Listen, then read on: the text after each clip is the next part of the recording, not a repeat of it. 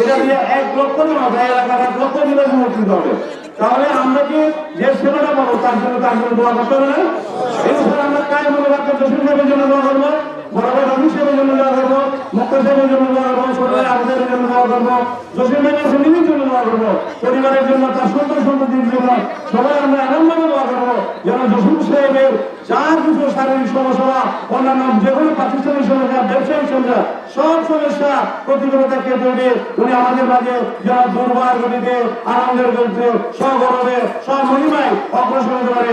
আমরা জসিম সাহেবকে আমাদের সামনে আমার ভর্তিকে হিসেবে রেখে আমরা জসিম সাহেবের মাধ্যমে আমাদের এই সমাজের অসমাপ্ত কাজগুলো, এই সমাজের মানুষের মৌলিক চাহিদাগুলো, এই সমাজের যা মানুষ করে নাই, যা মানুষ বলে নাই, যা মানুষ স্বপ্ন দেখে বাস্তবে রূপ দিতে পারে না, সেই কাজগুলো যেন আমরা আমাদের এই স্বপ্নের মানব জসিমউদ্দিনের মাধ্যমে আগে করতে পারি। তার জন্য আপনাদের সকলের কাছ থেকে সমর্থন দিয়ে আবারও আল্লাহ জসিমউদ্দিন সাহেবের জন্য দোয়া আছে, বেশি বেশি করে দোয়া আছে। আপনাদের কাছ থেকে আমি আমার বক্তব্য শেষ করতে তার এই অনুরোধ করবো। এই রাস্তা সংস্কারের কাজ আজকের অনুষ্ঠানের নাম কিন্তু এখানে লেখা আছে, আপনারা বারবারই শুনে আসছেন, সেজন্য আমি আর উল্লেখ করতে চাই না। এখানে সবকিছু বলা হয়ে গেছে, আমার ভাই যে বাবা বলছেন সবকিছু বলা হয়েছে, এখানে নতুন করে কিছু বলার নাই। আমি একজন স্থানীয়, আমার একটা কিছু আবেদন আছে। আমরা কথা হচ্ছে যে আমরা একাত্মতা ঘোষণা করবো জসিমের সাথে, একাত্মতা ঘোষণা করবো। আমাদের মধ্যে মতভেদ থাকতে পারে, কিন্তু রাস্তা নির্মাণের ক্ষেত্রে কোন মতভেদ যেন না আসে। সবচেয়ে বড় কথা, রাস্তা নির্মাণের ক্ষেত্রে আমি বলবো না ও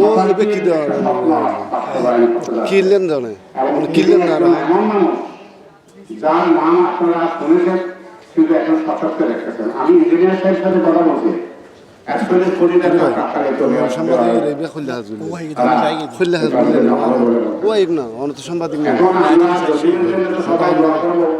কিন্তু আমরা কি এটা বলবো না জসিম রত্ন প্রসবের সন্তান? রত্ন প্রসবের বলতে ওনার মা বাবার জন্য আমরা অবশ্যই দোয়া করবো। আমার মা বাবার জন্য দোয়া করবো। এই যে নিজে আসছেন, এনার এই বয়সে এরকম কষ্ট করে আসছেন, এটা কিন্তু আজকের দিনের এই সবাই শুধুমাত্র এই সবাই মনে রাখার জন্য নয়, এটা হচ্ছে সারা জীবন আমরা যারা বেঁচে থাকবো, আপনারা যারা তরুণ প্রজন্ম আছেন তারাই কিন্তু এগুলো ভোগ করবেন।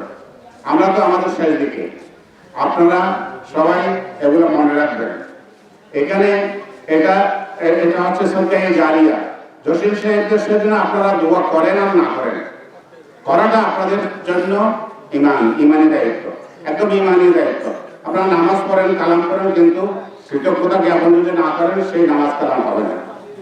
ওনার জন্য দোয়া করা, ওনার শুভকামনা করা, এটা আমাদের এখন ইমানি দায়িত্ব।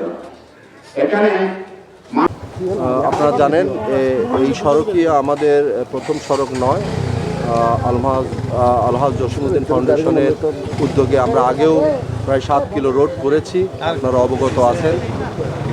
অত্র এলাকার মানুষের দাবির প্রেক্ষিতে আমাদের সম্মানিত চেয়ারম্যান মহোদয় রাজি হয়েছেন ওনাদের সড়কটি করে দেওয়ার জন্য। এই সড়কটির দীর্ঘ 4 কিলোমিটার এবং আমরা প্রকল্পের এনলার্জমেন্ট যেটাকে বলে বর্ধিত করার সাপেক্ষে 13.5 ফিট মতো আমরা রোডের চওড়া করব এবং এটি একটি রিজিড পেভমেন্ট যাকে আমরা আরসিসি রোড বলে থাকি। এই রোডটি হবে যেখানে আমরা 12 মিলি রড ব্যবহার করব এবং 7 ইঞ্চি অ্যাভারেজ ঢালাই দেওয়ার চিন্তাভাবনা করছি। আমরা প্রকল্পের ব্যয় আমরা এখনও পর্যন্ত ওভাবে নির্ধারণ করিনি। আশা করি এটা যে এই প্রকল্পে যতটুকু প্রয়োজন আমরা ততটুকু খরচ করব। ধন্যবাদ।